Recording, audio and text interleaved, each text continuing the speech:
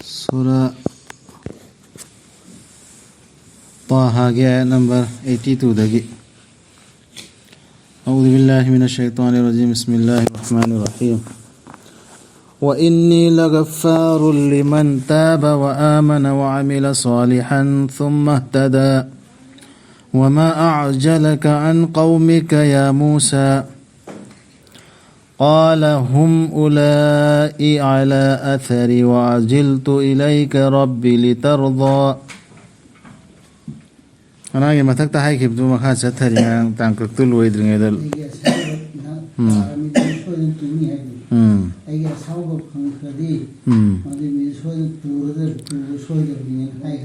نعم فيلان ثوكنونا. Adui makhani si adu bo ta sena mak aidi soidana mak matam pumbada ngakpi haibani ningamdana hanjillakpa toba torakpa adu mai soiro matunga heilan thor matunga toba tawdana hanjille ningamdana hanjin basini toba harsi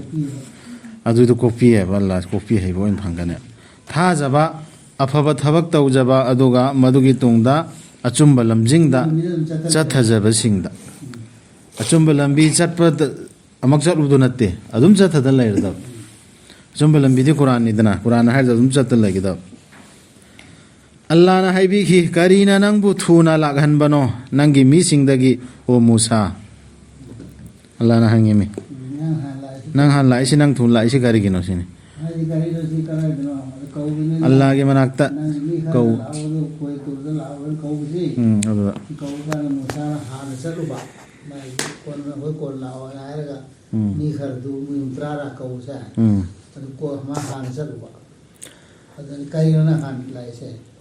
mana hai ki makhoi nakna inarakli aigi khongulda aina thuna lakchabani nangonda aigi rap nangna penbi na ba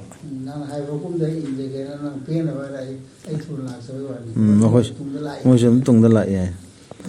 Allah na haibi ki ta sena mak aikoi na chang yengle nangi mi singbu nangi tungda langphai na han khre makhoi bu samirina lamhe da tungda kitang da tungda la ga ngai Allah sangem taw khe tungda le hiu ngai dan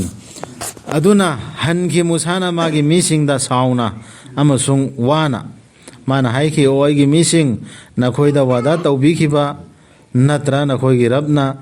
wada ama fajaraba sangmallabra na khoi da wada dugi matam du natraga pam khibra na khoi na asau badu kum tharakpa na khoi da na khoi gi rabtagi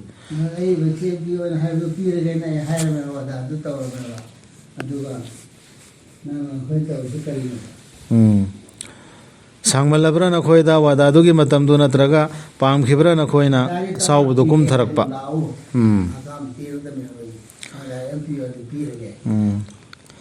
na khoi da na khoi gi rabtagi adunara na khoi na thugai riba aingonda tawkhiba wada haidi paigambar duda makhoi na hai khibdu yare na iman pure na ikho yare ne na Allah na haibdu adugi wada adu Musa ga thugai na edna makhoi na yaraktra mina adunara na khoi na thugai riba aingonda tawkhiba wada mana mi singduda hangi mesi Musagi liching da chatkani haina makoina mangonda tawkhiba wasak Musana haiba ingane na tawkhiba wasak to adu thugai ra edna mai mi singduna makoina haiki aikoina thugai khiba natte nangonda tawkhiba wada aikoigi khusina tawngimasung aikoida puhanki aikoida puhanki firaungi mi singi likon singi polum aduna aikoina langsan khibani makhoidu mainungda maramdi adumna langsan ki samirina haiduna sana paputo ona nangi sana lego puro ma khonjilega sotala ampel ma namme haleba adu baidan digduna ma hai hukumdi adu lambi dani man tawdur makhoisu lain tawkhiba maida langjin nakhiba maida maidi mai iga sador bido modida aduni maida adudagi mana samirina lauthoraki madudagi makhoigi damak sanaw ama murti ama maduna khongba ngamba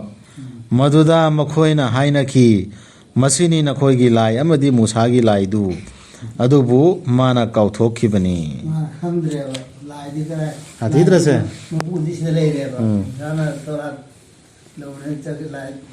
lie this lie rain अमरी नाई रे मरक the सटपने हाइदे एखोइसु पैगंबरगी मतुंग the दुम चलिम न तो कुरान की तुंग the चलिमे एखोइसी चटपसिदा अंगक पमु रोने लंबेन the सटना सटना एखोइगे लीडर ओइबा अमीर दुन उलोने अंगक पामा इमाई मसी लेरे ने मान हाइबा गुंबा इल्लदम सेल लेरे पोती है इल्लोइद्रा अदुई पोतुनी सी मखोइना उखिदब्रा मदुदी मदुना हलक्पा ngamde हाइबदु मखोइदा पाउखुम अमता वहाई ओइना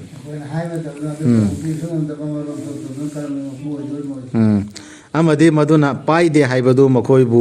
मांगहन्नबगी नत्रगा कानहन्बगी शक्ति सनाउदु मूर्तिदुना मखोनबो खोंग आमेबा अदरबु करम मीना हुजिकबु मी लेम हौगदरने अदुमै तौराबदा हा अदरे मकोकतो पुजुक अमसु लिचिंगोने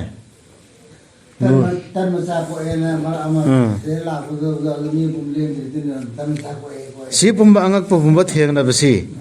अल्लाह की पैगंबरना करियना हेरमी अदुई मतांगदा अल्लाहना कुरानदा करी हाइरि अदुई खोइ खंगदमिना दुम इन्नखिदोरि मेबा अदु कुरान दो खंगमदी हाय सिदी मवालो देकराय वान सुंबा पोट याउदी एन इल्लोय दब दु कुरान खंगदरमिना अल्लाह सिलै रे न दुम मतना अदुम इन्ना खरदन हाय खिबनी मखोइदा इस मोबाइल था नहीं टमाटर अल्लाह थाबा आलू खाइब कांदा मोहम्मद की मिंग यावरंबा इस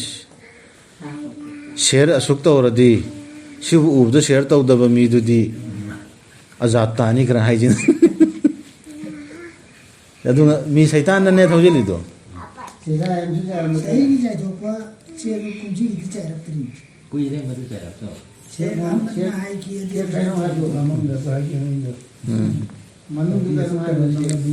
मदीनादा मंगद उरे दुआदाना मैमनी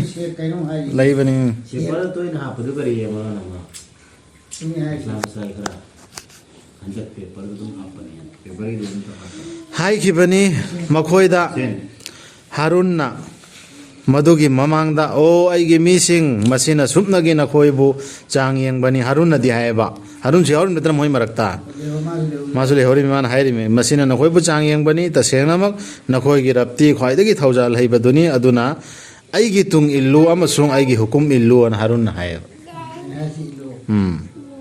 मखोइना हाइखि कैदौनुंगदसु अइखोइना लेपलरोय मसिबु लुप लुना निंगबा हलक्त्रि फाव अइखोइदा मुसाना लागत्रि फाव अइखोइ दिल्ली परोय सीएम दे अइखोइ ngak सिनि मुसाना हाइखि ओ हारुन करिना नंगबु थिंगबगे नंगना मखोइबु उरबदा लंफैना न चटपा मुसाना दिबा कोइ सिगी मूर्ति सिगी मनाते तका फमले आके फीना हासि तका फमले मधुदी नंगना आइगी तुंग इलक्त्रि बसी इंद्रबरा नंग आइगी हुकुम मुसाना हाय सावरे में हारुन हारुन हाय जखी ओ आइगी इमागी मचानिपा आइदी इचिनाव चिंगबीगनु आइगी खदांग कोई सिदा कोई यावरा सिगे आया सिदा कोई यावबनी चिंगबीगनु आइगी खदांग कोई अमदी आइगी कोक पाइदुना तसेंगनमक आइना कीजखिबनी नंगना हायरनी खनबदा नंगना मचेत ताहल्ले इस्राएल की मचा सिंगी मरकता अमसुंग नंगना ngairamdre aigi wa si phajaba ayat khan dhabe aba ayat ni si sige ayat se harun na hai krisi paukhum si yangoba aina karigumba thingam maba mohin tawridu phuna rani khan ni machet tara ne ba group adugi machet ta badu ma pam ki deba je allah na khoi khangal lai si ummat sida machet thugai ba se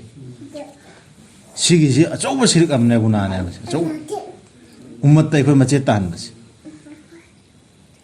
मचे तहन बया दे खै loan मका अल्लाह की Ming लौरिबा अल्लाह की कुरान लारिक पाइ मी सिंगदु पुनगदम नि पुनना होना गदम ने अदु की दुने बंगाय रमी सि मुसा हारुन नंगाय रमी से अदु खक्की नेबा मुसा ना करियन हायरने मंगोंदा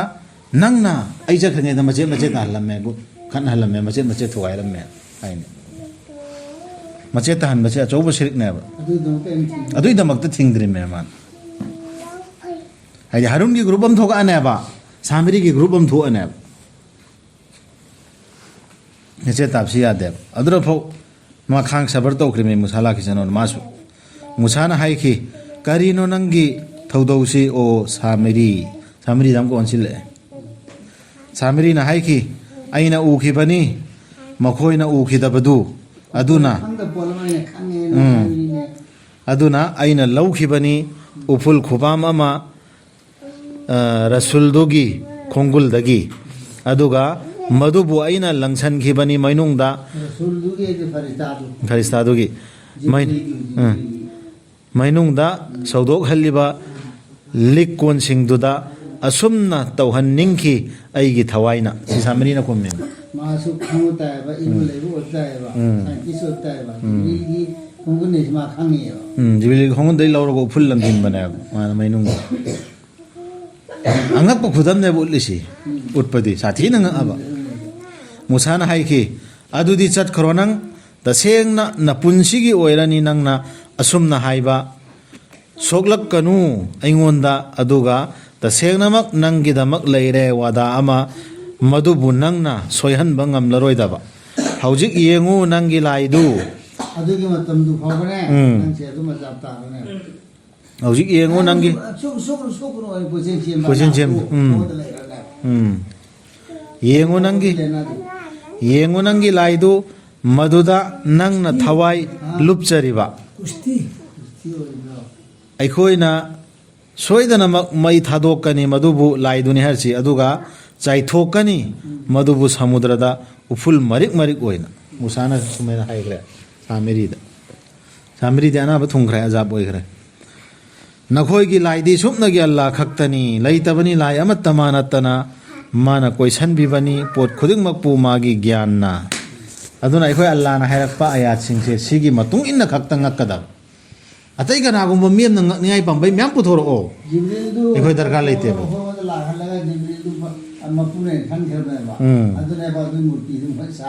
aduni sina drum me bana taunar chi gana gum angak pam ulakpa maithong ge nur tabula asu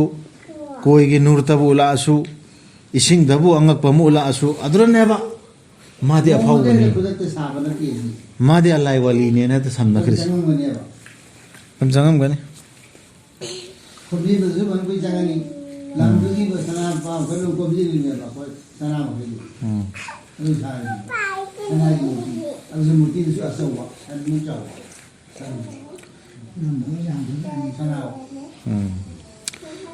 asumna o muhammad sallallahu alaihi wasallam aikoina libi bani nangonda pau singdu mamangda thokraba thodok singgi soidana mak aikoina pira bani nangonda aikoidagi paujel ama quran seksira sulda sinra imi aduna sidagi pauta aikoi su kayamal phogmina achumba dharma du jatkedi mathakdagi mapuna tharakpa achumba dharma du jatkedi se quran si jatkada ataidi kana gumbana mamai laithoklaba madudagi tasengnamak mana nambo pogani hingal hangadaba numitta awabagi potlum jitesi qurani sigi quran sidagi aya sidai mamai laithokpa midu akhiratta yamna lumba polum ma pogana leigani makhoi lomba naidana phibam aduda phatkidrabanida madu makhoi gidamak hingal hanbigada numittuda polum mamoin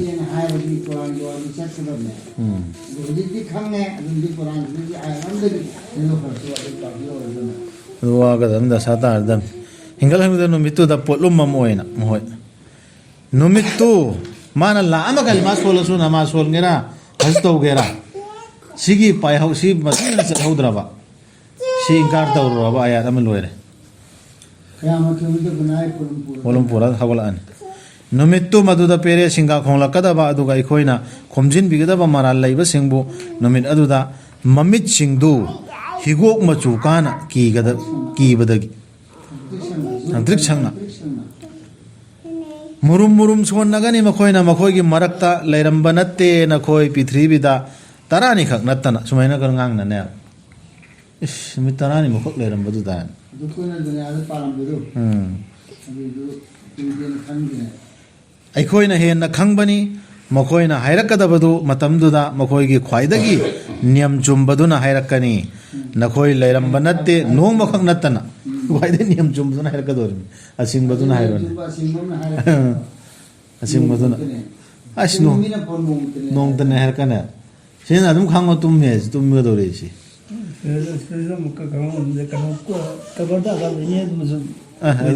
ꯑꯗꯨ ꯈꯟꯅꯁꯤ ꯑꯩꯈꯣꯏꯅ ꯍꯦꯟꯅ ꯈꯪꯕꯅꯤ ꯃꯈꯣꯏꯅ ꯍꯥꯏꯔꯛꯀꯗꯕꯗꯨ ꯃꯇꯝꯗꯨꯗ ꯃꯈꯣꯏꯒꯤ ꯈ꯭ꯋꯥꯏꯗꯒꯤ ꯅꯤꯌꯝ ꯆꯨꯝꯕꯗꯨꯅ ꯍꯥꯏꯔꯛꯀꯅꯤ ꯅꯈꯣꯏ ꯂꯩꯔꯝꯕ ꯅꯠꯇꯦ ꯅꯣꯡꯃꯈꯛ ꯅꯠꯇꯅ ꯃꯈꯣꯏꯅ ꯍꯪꯉꯤ ꯅꯉꯣꯟꯗ ꯁꯤ ꯍꯌꯦꯡ ꯇꯧꯔꯁꯤ ꯍꯥꯏꯔ ꯃꯈꯥ ꯑꯃ ꯆꯠꯊꯔꯦ ꯁꯗꯀꯜꯂꯥꯍꯨ ꯑꯜ-ꯑꯖꯤꯝ ꯁꯤꯐꯥꯎ ꯇꯧꯔꯁꯤ